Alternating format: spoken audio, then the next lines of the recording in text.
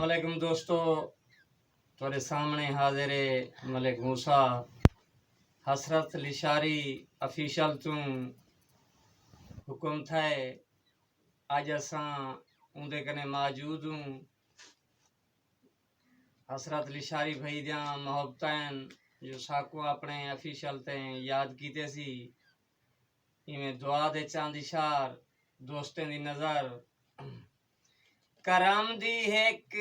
नज़र थी वे, करम दी एक नज़र थी वे, मेरा आबाद घर थी वे, मेरा आबाद घर थी वे, मेरी बाकी हयाती हुण, मेरी बाकी हयाती हुण मदीने विच बसर थी वे, मदीने विच बसर थी वे, होवे सल्ले आला लब ते, होवे सल्ले आला लब ते, जिथूं मैडा गुजर थी वे, जिथूं मैडा गुजर थी वे,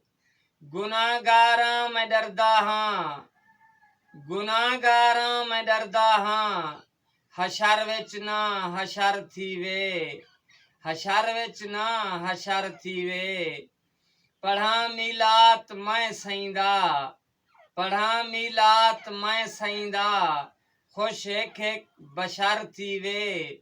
खुश एक एक बशर थी वे रहमत दी बारिश वल, थिवे रहमत दी बारिश वल,